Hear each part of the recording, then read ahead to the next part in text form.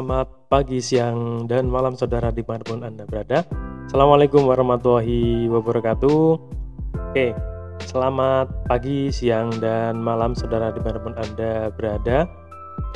Teman-teman mahasiswa yang berbahagia, pada kali ini kita akan mencoba untuk mempelajari apa itu media pembelajaran.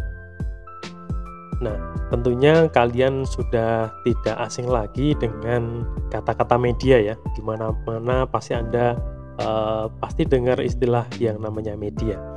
Oke, sebelum sampai lebih dalam, saya mendoakan kalian semuanya semoga tetap sehat selalu ya, tetap sehat selalu, dan meskipun kita belajar secara daring, tapi tidak mengurangi semangat kita untuk bisa mempelajari materi ini dengan baik.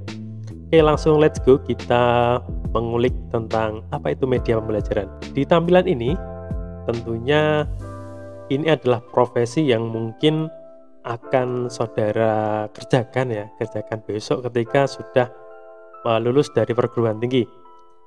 Ada yang mungkin jadi seorang bapak atau ibu guru gitu ya.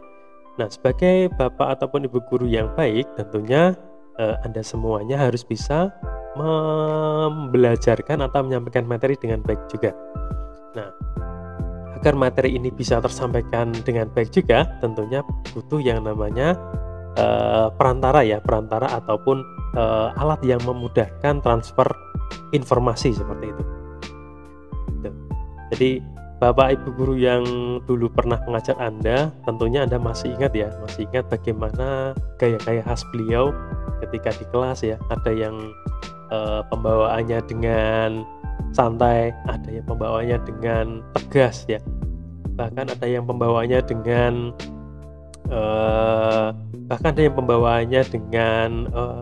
kreatif mungkin ya, ada yang stylenya kreatif, ada yang medianya kreatif gitu ya. Jadi Bapak Ibu guru dulu pasti punya style masing-masing dia. Jadi Anda pasti mungkin mengingat beberapa guru-guru yang pernah mengajar Anda terdahulu seperti itu. Jadi guru yang profesional itu guru yang bisa membawa suasana pembelajarannya itu menjadi lebih asik dan menarik seperti itu. Saya masih teringat dulu ketika guru saya mempelajari materi tertentu dengan media-media PowerPoint, dengan media-media pembelajaran yang real ya. Ketika SD dulu saya pernah dibawa di suatu tempat, diajari ini yang namanya tumbuhan kumis kucing, ini tumbuhan yang namanya jagung. Jadi ada yang pembelajarannya dibawa ke alam nyata gitu ya. Ada yang gurunya mengajak berolahraga sambil menyusuri sungai gitu ya, lewati gunung, lewati lembah gitu kan, melihat indahnya alam. Ada juga guru yang membawa siswanya ke lapangan ya, ada juga yang membawa ke lapangan. Dulu masih ingat dulu ya,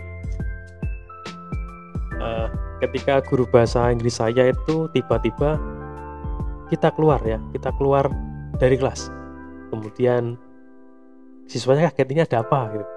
Dibawa luar kelas, kemudian di halaman sekolahan kita disuruh melingkar, kemudian di sana kita diminta untuk mengambil suatu barang, dan itu nanti dibahasa Inggriskan. Jadi teknik mempelajari sesuatu tentang media itu sangat banyak sekali.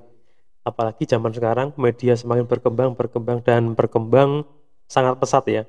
Bahkan ada yang namanya teknologi augmented reality dengan 3D ya, ada yang namanya hologram, dan masih banyak sekali. Nah, ini tentunya kita akan pelajari semuanya, kita akan mengenal lebih dalam materi media pembelajaran ini.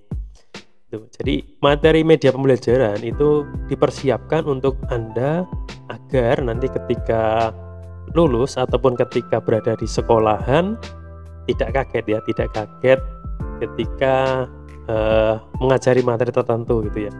Jadi mempersiapkan Anda untuk bisa menggunakan media pembelajaran secara baik seperti itu. Itu capaian mata pelajaran atau mata kuliah kita. Nah, ini gambarnya bisa Anda lihat ya, di kiri dan di kanan. Mungkin ini adalah sosok-sosok yang mungkin jadi inspirasi untuk Anda besok seperti itu. Nah, kita lanjut ke berikutnya. Apa itu media pembelajaran? Apa sih media pembelajaran itu? Ada dua kata ya, ada media dan pembelajaran. Oke, sebelum kita lanjut ke teori, kita lihat dua bapak ibu guru ini di depan ya. Jadi beliau menggunakan sebuah media, ini media PowerPoint ya, untuk mempelajari pembelajaran agama di SD.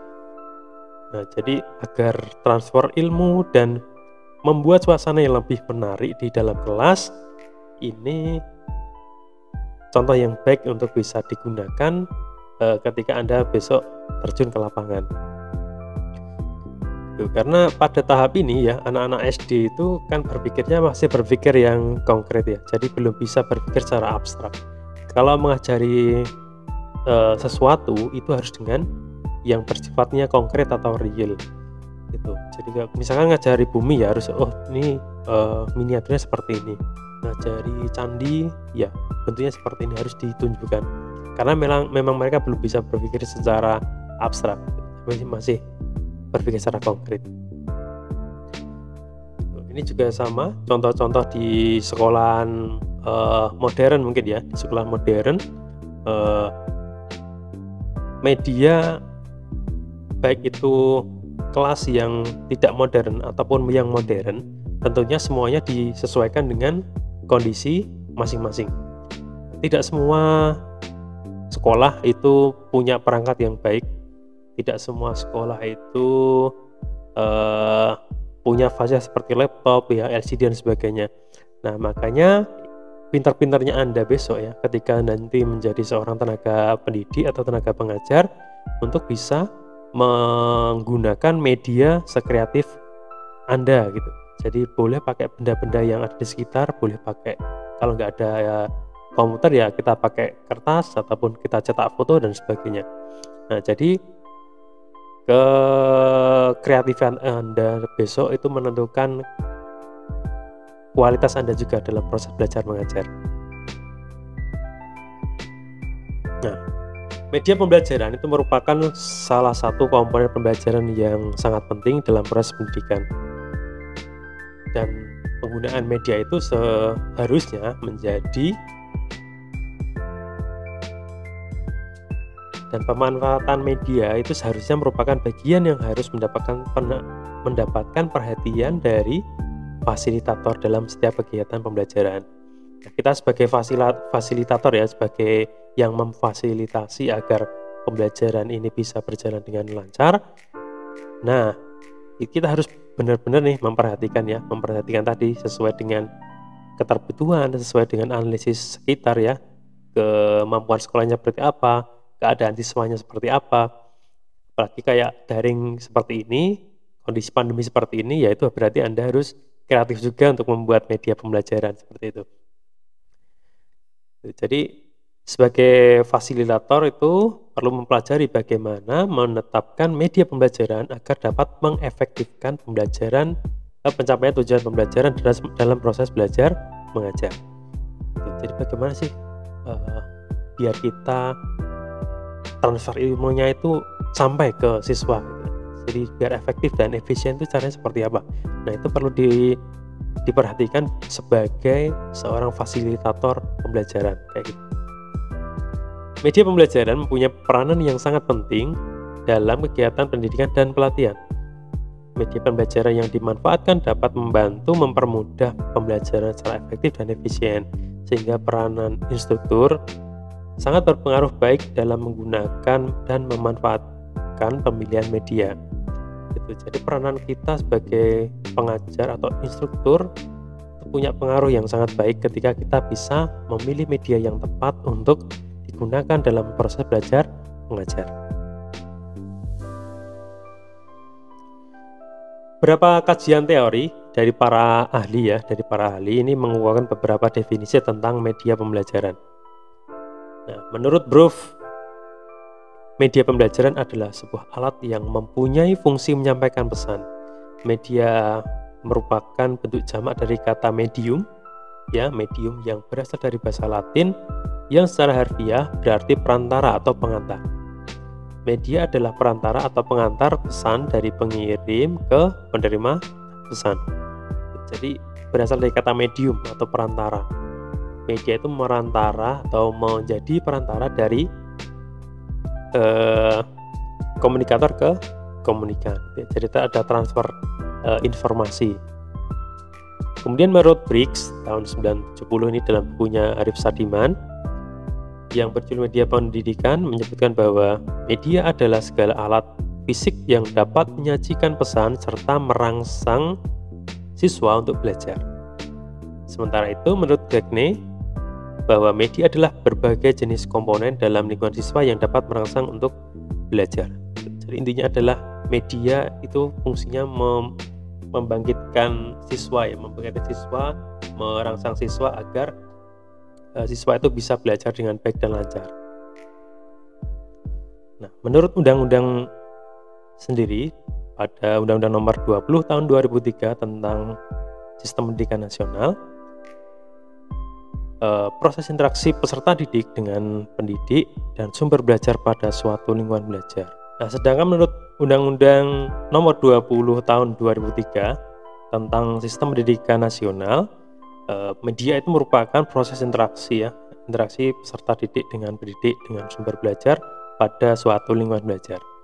Jadi dengan demikian, media pembelajaran adalah sebuah alat yang berfungsi untuk menyampaikan pesan ataupun informasi yang akan diberikan dalam suatu pembelajaran.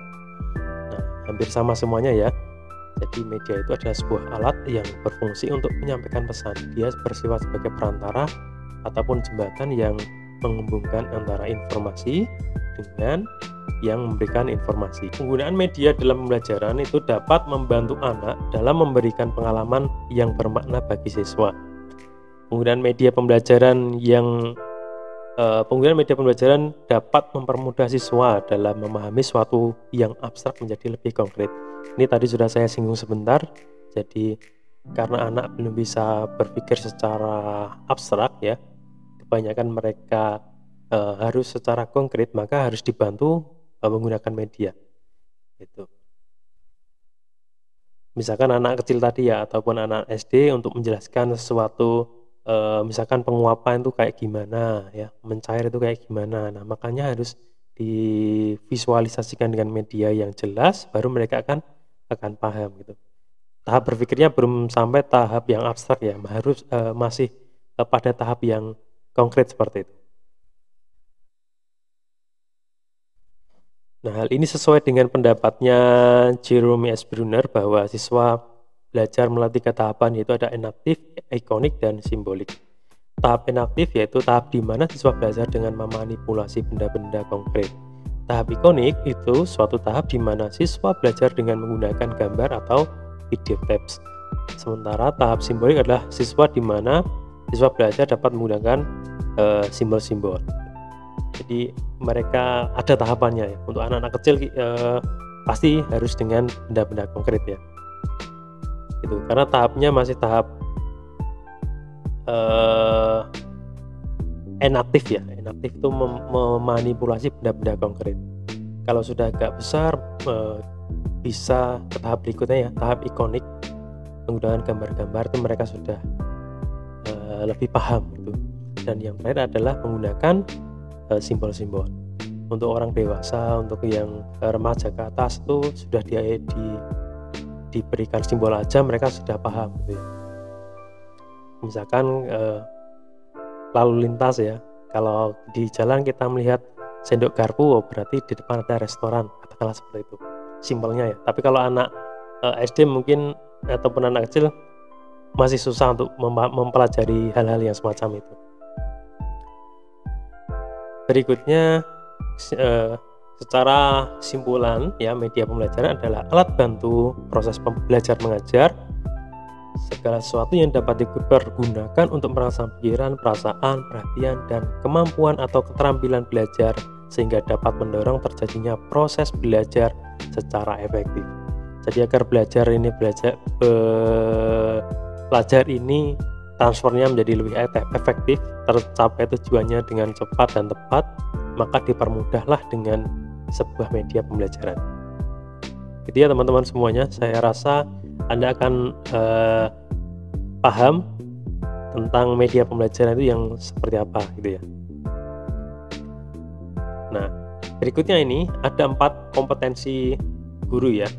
Setidaknya besok kalau Anda menjadi seorang tenaga pengajar atau guru akan ataupun harus punya 4 kompetensi ini. Yang pertama adalah kompetensi pedagogik, di mana Anda harus paham keilmuan saudara ya. Pedagoginya harus kuat, keilmuannya harus kuat, materi, entah itu skill ya, teknik mengajar, itu harus punya. Yang berikutnya adalah kompetensi kepribadian ya, karena guru itu digugu dan ditiru, maka sedikit banyak karakter ataupun sifat-sifat Anda nanti akan menginspirasi siswa-siswa Anda. Jadi pribadinya harus baik ya, disiplin, bagus, sopan ya, kemudian ramah dan sebagainya. Sangat banyak sekali. Dan yang ketiga adalah kompetensi profesional. Jadi profesional itu Anda harus punya skill ya, punya kemampuan. Kalau Anda sebagai seorang guru ya berarti harus bisa mengajar dengan baik, bisa menghasilkan media pembelajaran yang kreatif dan inovatif. Kemudian bisa memilah antara kepentingan pribadi dan kepentingan di kelas gitu ya. Jadi tidak boleh membawa urusan ke rumah tangga di kelas gitu ya. Di rumah sedang ada permasalahan tertentu, kemudian dibawa ke kelas ya, kan kacau gitu kan.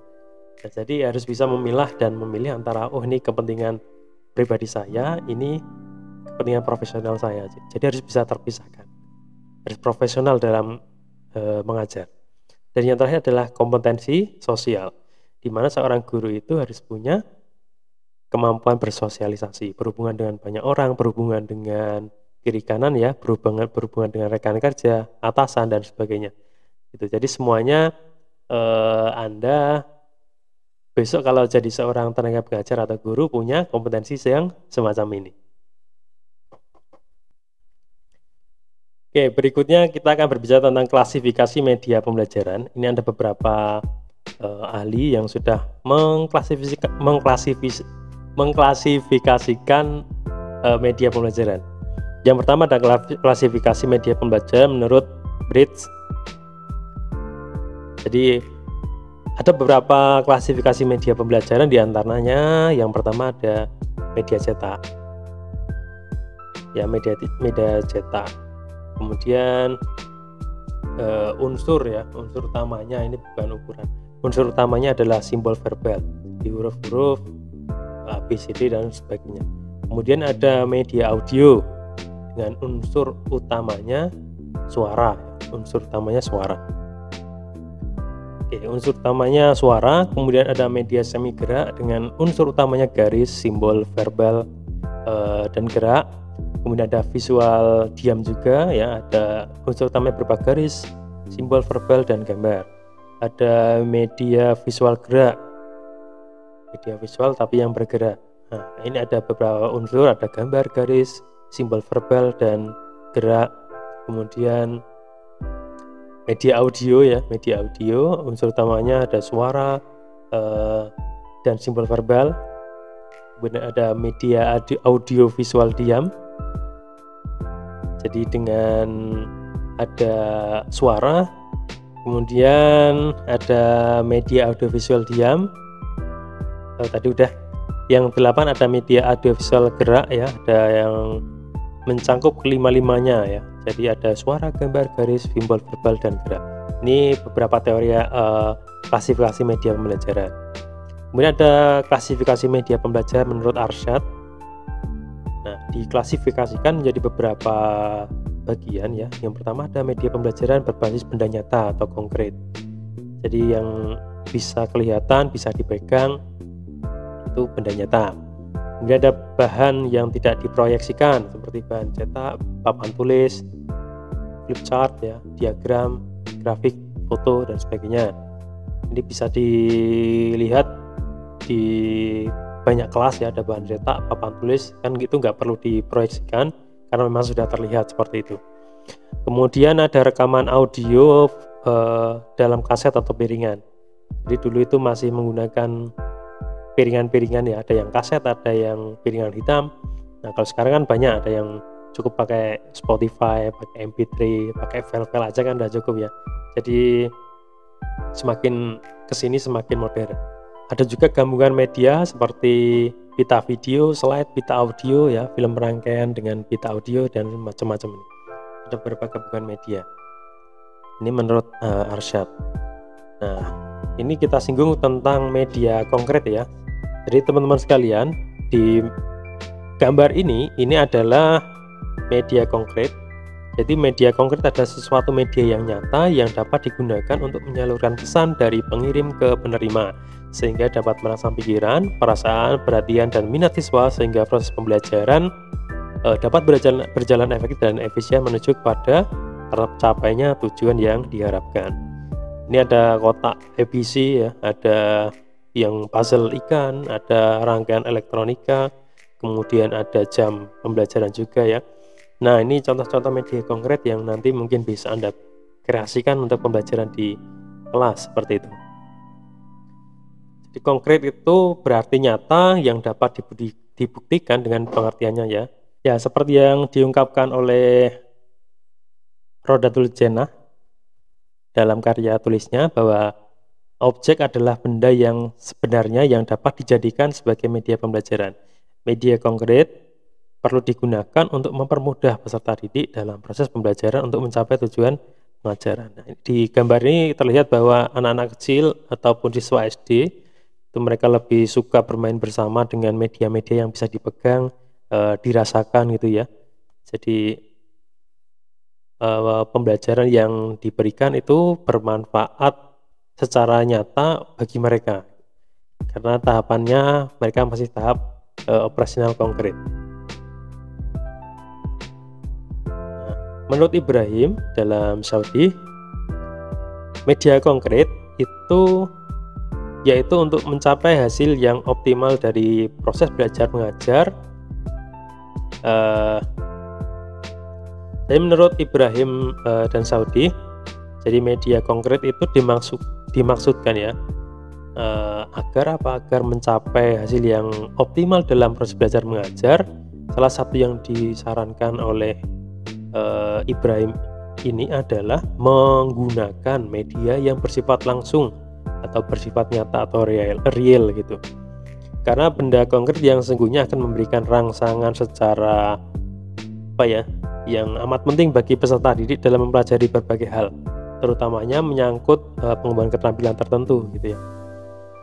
Jadi lebih enak. Yang terakhir, klasifikasi media menurut Leslin ya. Ada media pembelajaran yang berbasis guru, instruktur atau tutor ya, kegiatan kelompok atau field trip, kemudian media berbasis cetak banyak sekali, ada buku latihan ya, alat bantu, kemudian lembaran-lembaran ya. Kemudian ada media berbasis visual, ada buku, alat bantu kerja, bagan, gambar dan sebagainya. Ada media berbasis audiovisual, ada video, film, televisi. Kalau sekarang mungkin banyak YouTube ya, kemudian gambar-gambar yang lain atau video-video yang lain. Dan yang terakhir adalah media berbasis komputer ya.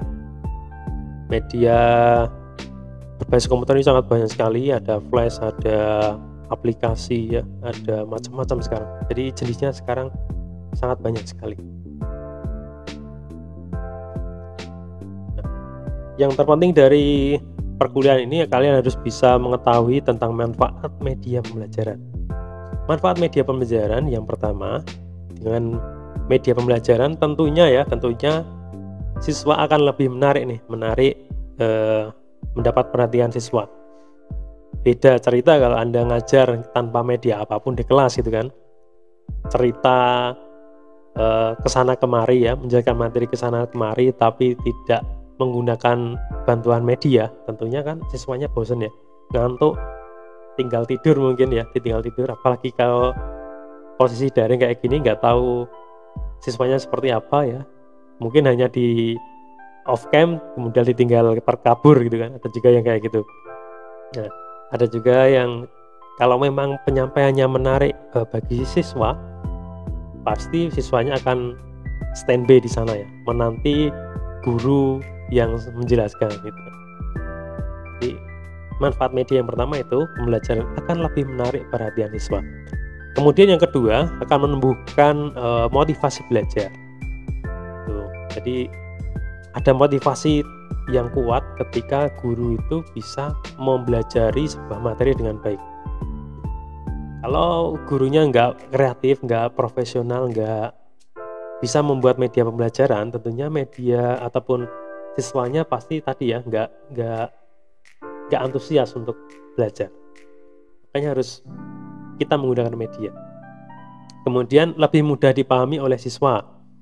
Tentu ya, karena dengan media siswa itu akan mudah paham ya, mudah paham bagaimana apa yang disampaikan oleh seorang guru itu akan tersampaikan dengan baik.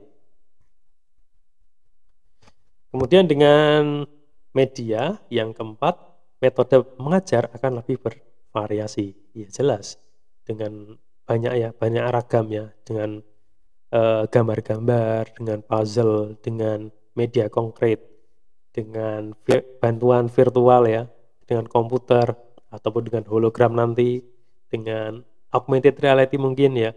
Jadi kita punya beragam cara untuk bagaimana menarik siswa kita agar nanti dia tertarik untuk ikut di pembelajaran kita seperti itu.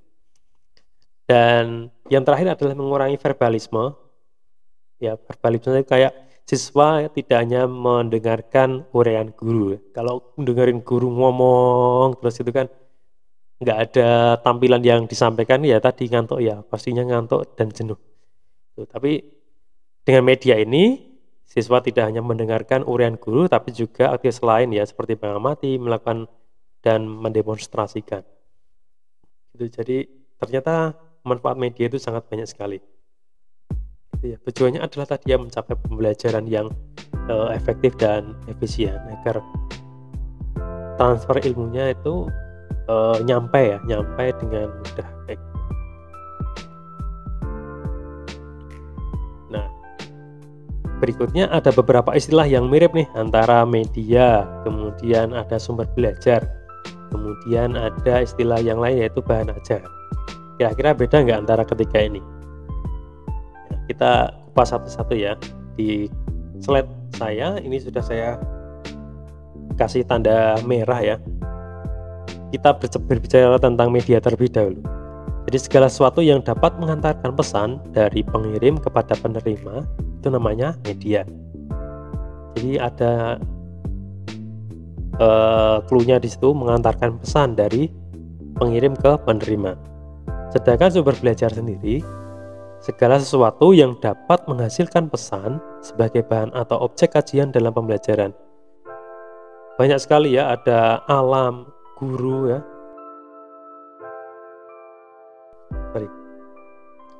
Kalau sumber belajar sendiri, itu segala sesuatu yang dapat menghasilkan pesan ya, baik sebagai bahan ataupun objek kajian dalam pembelajaran.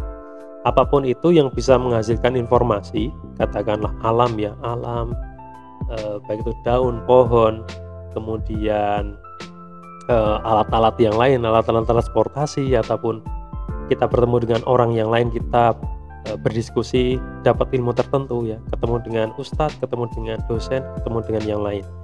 Nah, segala sesuatu yang menghasilkan informasi itu namanya sumber belajar. Kemudian yang terakhir adalah bahan ajar. Kalau bahan ajar adalah sesuatu yang berisi pesan yang dimanfaatkan dalam pembelajaran. Jadi ada clue-nya di situ, berisi. Apapun itu yang berisi tentang materi, tentang informasi yang berkaitan dengan pembelajaran namanya bahan ajar. Ada PDF, ada buku ya, ada poster ya, macam-macam. Jadi ada tiga istilah ini yang hampir mirip ya, ada media, sumber belajar, sama bahan ajar. Tuh, jadi perbedaannya bisa dilihat di tiga ini.